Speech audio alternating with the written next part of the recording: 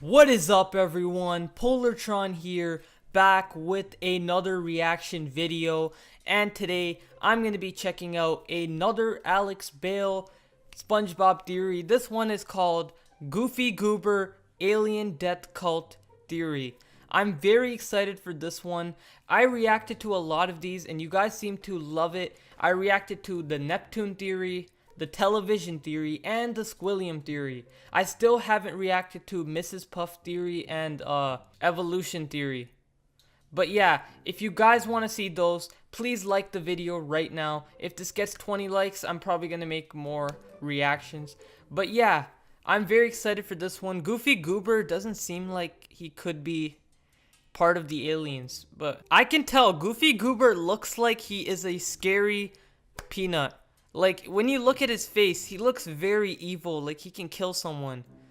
And yeah, I'm very excited to check this out. Please make sure to go like the video, comment down below, subscribe, and we're starting out right now. That's right, you read the title correctly. This is the Goofy Goober Alien Death Cult Theory. And What? No, I am not joking. This seemingly innocent ice cream parlor is a front for something very sinister. Oh, the what? beloved SpongeBob movie actually has a much darker and tragic meaning to it. I am being 100% serious when I tell you that I think this is my best, most convincing theory yet. And Better if you than thought my Mrs. evolution Puff theory was dark, well, get ready. This is the Goofy Goober Alien Death Cult Oh theory. crap!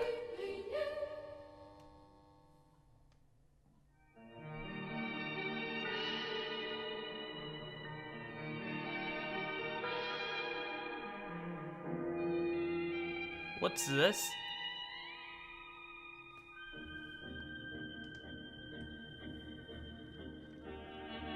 They look so happy.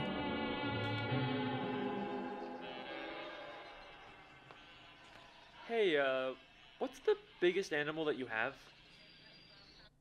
I don't have an animal. Oh boy, Alex has finally lost his mind. Goofy Goober Alien Death Cult Theory? What, did he make that in a random word generator? Trust me, there's actually a lot to this theory. And if anyone's qualified to make it, it's me, considering I made a whole web series about a restaurant being a front for a cult. That's a Here at lot. Pizza Time Pizza, we don't use any preservatives or fake ingredients. Pizza Time Pizza is not a cult. It isn't? I thought it was. Those are the old days. I'm the SpongeBob guy now, and there is an insane demand for more of these theories. I mean, the Mrs. Puff one has like 12 million views. That is crazy. Thank you guys so much. Now, this is the part of the video where I try to make you think I'm about to start the theory, but then theory. The cult of Goofy Goobers? Okay. Goofy Goobers is an old-fashioned ice cream parlor that first appeared in the SpongeBob movie. It's the very definition of a fun, innocent place for children. So, how on earth did I come to the conclusion that it's actually an alien death cult? In fact, what even is an alien death cult? Usually, it's a religious group that wants you to believe that one day aliens will come to Earth and take the members of the cult to a better place. And in order to get there, they have to commit mass suicide. The most infamous example of this being Heaven's Gate. What? Like I said, this is going to be a very dark video with some serious subject matter. So, how does this have anything to do with Goofy Goobers? In the more recent seasons of SpongeBob, they've started referencing Goofy Goobers again. In fact, there's even an episode called The Goofy Newbie where Patrick gets a job there. And it's in this episode when Patrick is watching an employee training video that I first realized there was something more going on here. The story of our ice cream begins with our founder, Reginald Goober, who for some unexplained reason was nicknamed Goofy. In 1842, he headed west in a covered ice cream wagon. He served his warm ice cream on rocks and sticks. From those humble beginnings, Goofy Goober has grown into a multi-billion-dollar business. You know, it's a pretty standard company video. They just want their employees to wash their hands and keep their work area clean. We only ask that you, 1, practice good hygiene, 2, maintain good work habits, Nothing out of the ordinary, except there's one more thing that they want you to do. and 3, believe in extraterrestrials. Oh, what? Peace, hugs, and Man, this gotta be dark. Huh. An organization that wants you to believe in aliens. That couldn't be a Heaven's Gate reference in SpongeBob, could it? No, that's crazy. And even if it was, it could just be a random throwaway gag. There's no way Goofy Goobers is actually a cult, right? But then I started to rewatch every appearance of Goofy Goobers, and things took on a whole new meaning. One of the most basic ideas of a cult is that they strip you of your individuality and make you change your entire identity to be about the cult. And that's exactly what Goofy Goobers does. Everyone there wears Goofy Goober uniforms just like a cult. I mean, what other restaurant has not just employees, but customers that always dress up in a specific way? And their theme song that is constantly repeated and reinforced is just the simple line, I'm a Goofy Goober, yeah. You're a Goofy Goober, yeah. Oh shit, this is getting very dark. I'm a Goofy Goober, you're a Goofy Goober, we're all Goofy Goobers. It is literally just a song saying that your whole identity is based around Goofy Goobers, and that's it. And in the SpongeBob movie, there's a scene where SpongeBob and Patrick have to try their best to not sing along to the theme song, and it literally causes them intense pain to not sing along. Don't sing along, Patrick! I'm trying so hard. It's as if they've been brainwashed and physically can't stop themselves from singing it. And you can't even just chalk this up to SpongeBob and Patrick being weirdos. Two other fish can't stop themselves from singing along, even though it means they'll get beat up for it. Goofy, Goofy, Goober, Goobers, yeah! Oh! Remember this Just scene. like how many cults have an icon or god that they worship, Goofy Goobers has the dancing peanut mascot that's all over the restaurant's branding. I mean, just look at how excited all the kids are when he comes out. Goofy Goober! I mean, isn't that normal for a kid? Alright, but just because kids like a mascot doesn't mean that they have some kind of religious worship for them. Well, if you don't believe me, take it from SpongeBob himself. Open your eyes, Patrick! We blow bubbles, we eat ice cream, we worship a dancing peanut for corn's sake! What? Do not worship him. Patrick, you've been wearing the same Goofy Goober peanut party underpants for 3 years straight! What do you call that? Worship? In the SpongeBob movie video game, there's even a Goofy Goober token that reads, "In Goofy we trust," replacing the word God with Goofy. What? Things are looking awfully culty, aren't they? Cults will also often create reading material about their beliefs for their followers to read, and Goofy Goobers is no exception to this. In the new SpongeBob spin-off, The Patrick Star Show, we see a Goofy Goober employee reading some kind of book about ice cream. And look at him, he's not busy working, he's choosing to read this in his downtime. I mean, compare him to Squidward, who sometimes reads in his downtime at work. It's not like he's reading about the Krusty Krab. This book looks a lot like it's a doctrine for a cult's beliefs. A major part of how cults get so successful is by getting their followers to give them money. Now, obviously Goofy Goobers charges people for ice cream, but they actually convince their followers to trade their money for a made-up Goofy Goober currency. I What? don't know what Plankton's paying you, but if you let us go, I can make it worth your while. What is this? That, sir, is $5 Goober dollars. Legal tender at any participating Goofy Goober. This would explain how the Goofy Goober founder, an idiot who sold ice cream on rocks and sticks, turned the company into a multi-billion-dollar franchise. He convinced people to believe that aliens would one day take them to a better place and got them to give them all their money. Another tactic that cults use to indoctrinate people is overloading them with compliments and making them feel special. And that's exactly what Goofy Goobers does to Patrick when he gets a job there. The training video says that they appreciate him. Hello and welcome. As a new Goofy Goober employee, we'd like you to know that we appreciate you. And then his manager says the exact same thing. I'm your manager, and I want you to know that I appreciate you. What? And then despite Patrick messing up and causing chaos, the manager says it once again. I'll give you another chance tomorrow. If it doesn't work out, I'm afraid you're fired. In a most appreciative way. There is no reason for the manager to be this appreciative of Patrick What? after all the terrible work he's done. He's just trying to emotionally manipulate him. The tactic is especially effective on vulnerable people like children, and we see this in the Patrick Star Show. Not only did Patrick start eating Goofy Goober ice cream when he was young, and eventually ended up working there and worshiping their god, but this green kid also grew up to become an employee at Goofy Goobers. What? There's a clear pattern here.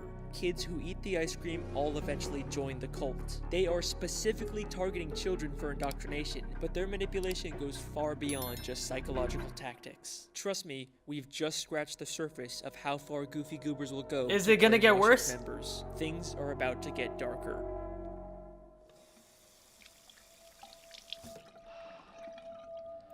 What?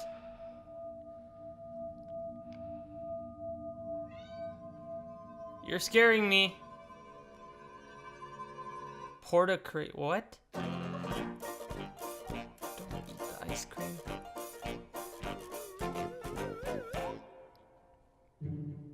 There's a part in the SpongeBob movie where SpongeBob and Patrick go to Goofy Goobers and eat tons of ice cream all night to the point where they become completely drunk off of it. It's a really funny scene, but it begs the question, why does the ice cream get them drunk? Maybe that's just how There's ice cream alcohol works in in the it? SpongeBob universe, and it's the show's way of making a family-friendly alcohol reference. But we've seen other instances where characters eat tons of ice cream and it doesn't have this effect on them. Alright, well, maybe this was just a one-time gag for the movie, and it's not a consistent part of the continuity. But in the Season 11 episode, Call the Cops, we get this scene.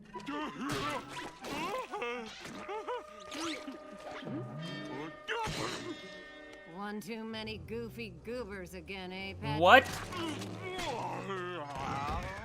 So, another deliberate reference to Goofy Goober ice cream having a weird alcoholic effect on people. Is it possible that they put something in the ice cream to make people more open to cult indoctrination? Cults have been known to use drugs to keep their followers obedient and suggestible, one of the most infamous examples of this being Charles Manson, who used LSD to convince his followers of his beliefs. What? If this is the case with Goofy Goobers, they'd probably want to make sure everyone there eats as much ice cream as possible, and the Goofy Goober building is actually cleverly designed in a way to ensure that this happens. There are no windows in the entire building. Why? So you can't tell whether it's day or night. And the Goofy Goober clock just has random numbers on it, so it's impossible to keep track of time. Because of this, SpongeBob eats ice cream all night and is actually late for work for the very first time. Also, can I point out the fact that the eyes on the clock seem to follow Patrick around in the This Goofy makes so Newbie? much sense. It's a really creepy and specific detail to include. I mean, we know from the movie that the eyes are usually supposed to be looking straight ahead, but here they're always watching Patrick, their next target for indoctrination.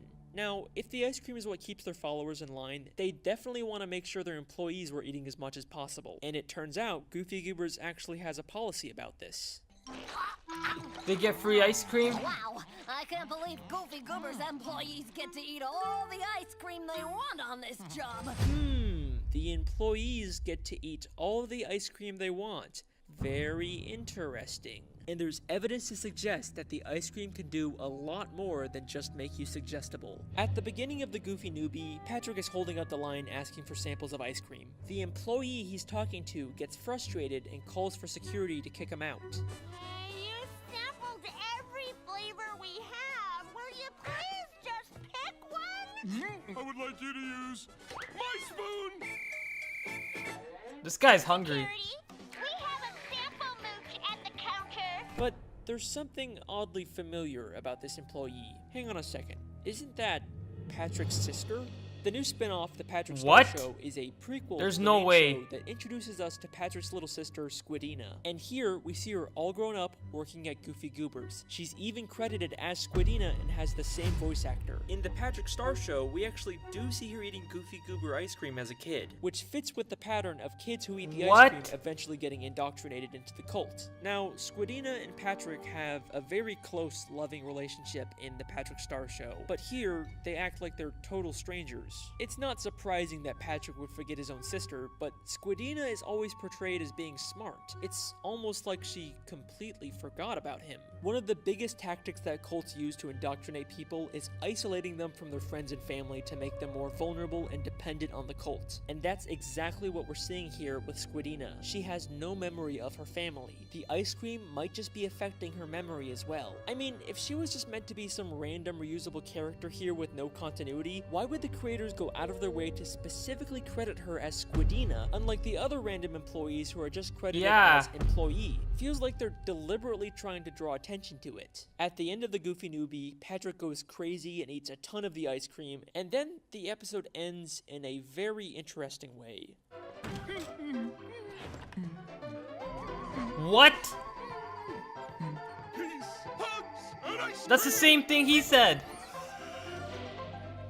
Now, I don't think Patrick was actually abducted by aliens. I mean, we see him on Earth in the very next episode, and the UFO has the same fake look as the one in the training video. I think that because of all the ice cream he ate, he now fully accepts the Goofy Goober's beliefs, and it's caused him to hallucinate the UFO. So, at this point, I'd say we can make a very strong case for Goofy Goobers being a cult, but with this realization comes a very dark and tragic new meaning for the SpongeBob movie. Believe me, you will never look at that movie the same way again. Oh no.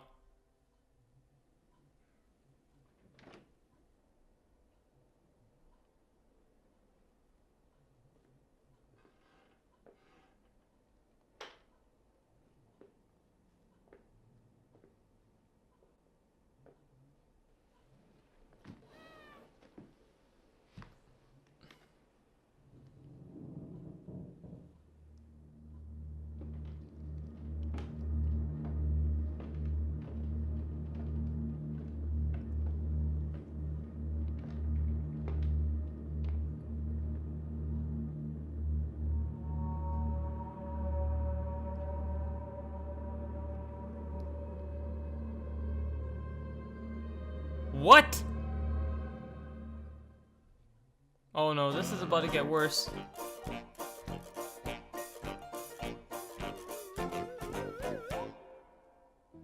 The 2004 SpongeBob movie is my favorite thing to come out of the franchise. It's funny, it's emotional, and it encapsulates everything great about SpongeBob. In this movie, SpongeBob goes on a journey of self-discovery and realizes that he doesn't need to change who he is and grow up to fit into society. He just has to embrace his inner kid and be himself. It's a great message that feels really fitting for the character. But if you replace the word kid with Goofy Goober, SpongeBob's arc takes on a whole new meaning.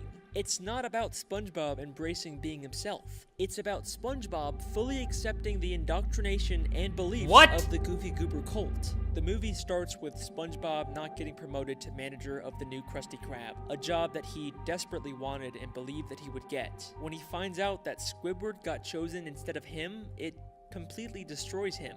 Cults will target vulnerable people who are at extremely low points, and the first place that SpongeBob goes to after having his heart broken is Goofy Goober's. After a night of getting drunk off of ice cream, he becomes resentful of Mr. Krabs and decides to tell him off.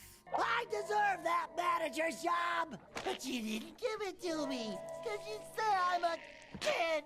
Well, I am 100% man, and this man has got He looks sick.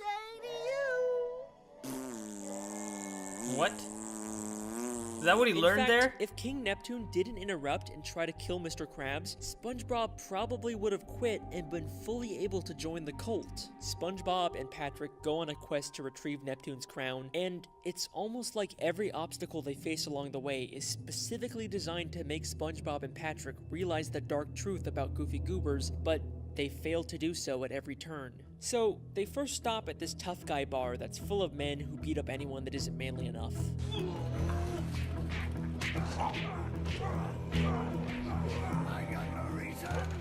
But I think there's actually a lot more going on here than it seems. The dentist. This place actually has an insane amount of similarities to the Goofy Goober ice cream parlor. They're both shaped like boats, they both have bikes out front and a bar inside, and they both have two-word titles that start with the same letter, Goofy Goobers and Thug Tug. Is it possible that this place is actually a former Goofy Goobers establishment that was abandoned? I mean, they literally have the Goofy Goober theme song on hand. Oh yeah.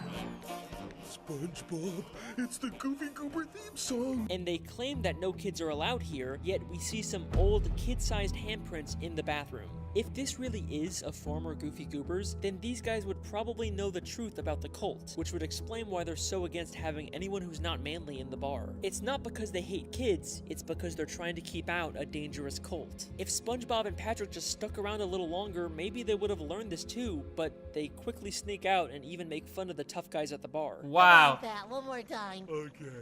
We're on a baby hunt. I don't think we don't know how to weed them out. What? Clearly, they didn't get the lesson they were supposed to from this place. Then they go through a fish graveyard and stop at a random ice cream stand. Oh, But the it ice turns cream. out it was actually a trap for a monster to lure unsuspecting victims. Okay, Patrick, you can let go now. Whoa! I remember this part.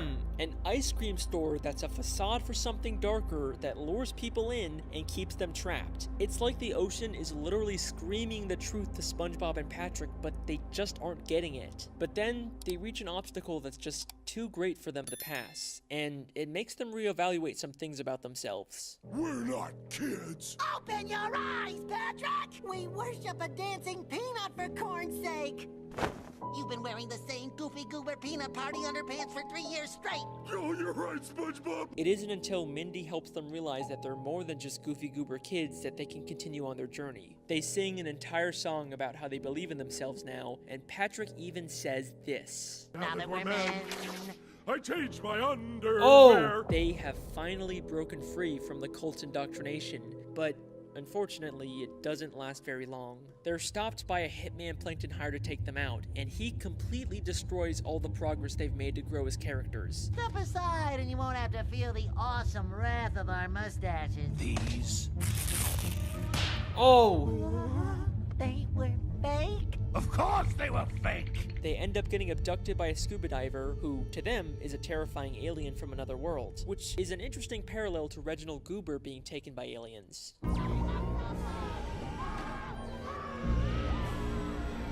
They're taken to Shell City in a room full of dead fish, a place eerily similar to a death cult after a mass suicide. While SpongeBob and Patrick are being dried to death, they decide to fully embrace the Goofy Goober's beliefs and spend their last moments alive singing the Goofy Goober theme song. I'm a Goofy Goober, yeah! You're a Goofy Goober! This is so dark. Goofy, Goofy, Goober, Goober! But then, just like death cults always promise, they and everyone in the room are reborn when the sprinkler system turns on. Because they said they're Goofy Goobers. Whew, this is, it's getting real dark. Then we get to the climactic finale of the movie. SpongeBob returns to the Krusty Krab, now a changed man.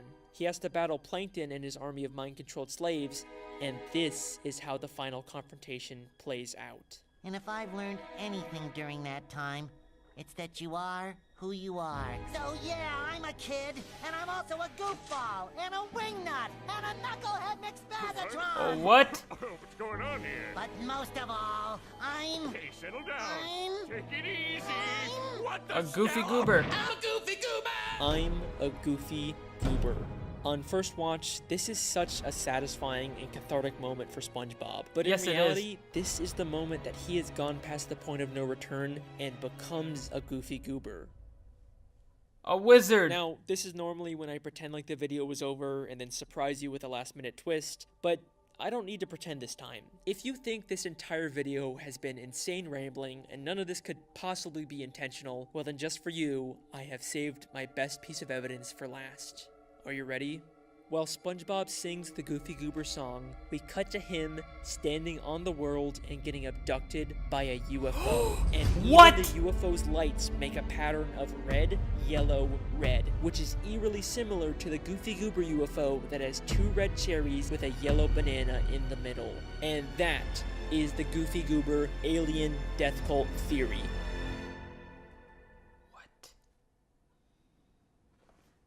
What was that?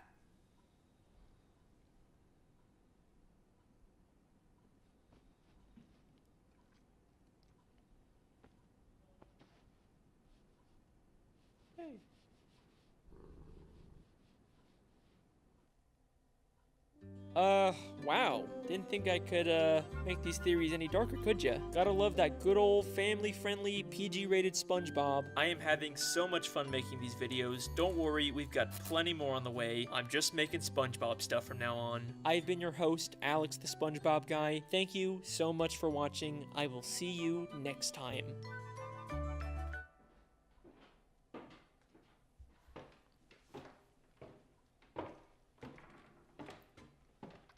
Like the hoodie, man. Hey, I'm gonna assume you're still down here. I thought about what you asked, and I'm sorry, I just can't. I mean, it's one thing to buy you meat, but a living animal, like a cat, that's not a line that I'm willing to cross. And if that means you're not gonna give me SpongeBob theories anymore, then so be it. But honestly, man, good luck finding someone else that's gonna be willing to be a part of whatever this weird relationship is between us. Come on, I know you can hear me. What?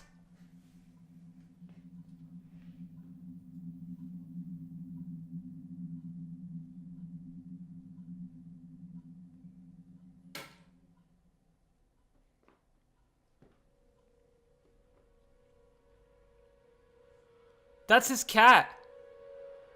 What just happened to his cat? What did you do?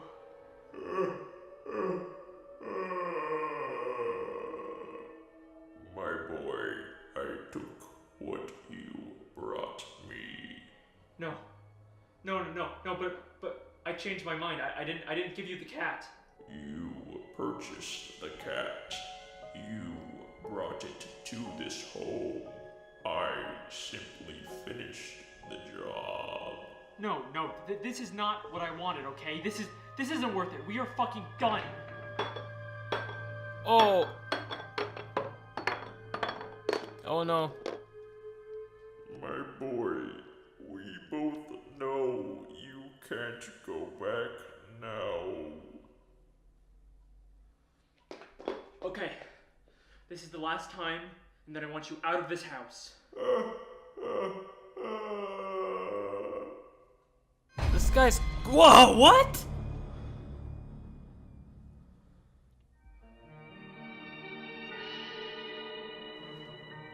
What was that? And what about his cat?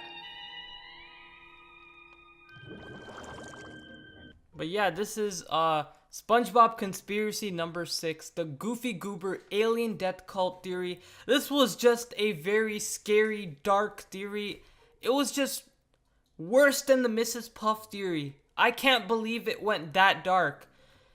It's so scary how the whole SpongeBob movie, the 2004 movie, is all about them being cults, them worshipping Goofy Goober. And there's a lot of evidences on their journey to help make them not be a cult, part of the cult. And they failed to do so because he was a Goofy Goober. At the end, we heard the song. But yo, this was such a dark theory, man. The Goofy Goober ice cream is, I don't know what's in it. It could be cocaine, anything. It could be anything. Any drug could be in that ice cream that makes you act different and worship that clown. But yeah, this is the Goofy Goober alien death cult theory by Alex Bale. I enjoyed reacting to it. If I had to rate this out of 10, I'd probably give it a 7.5, or actually no, forget about that. Why did I say 7? A 8.7 out of 10. It was just amazing, well narrated, and if you want to check out more, just check out my playlist with more of my reactions to this, and I'll see you guys next time. Don't forget to like the video, comment down below, subscribe, and peace.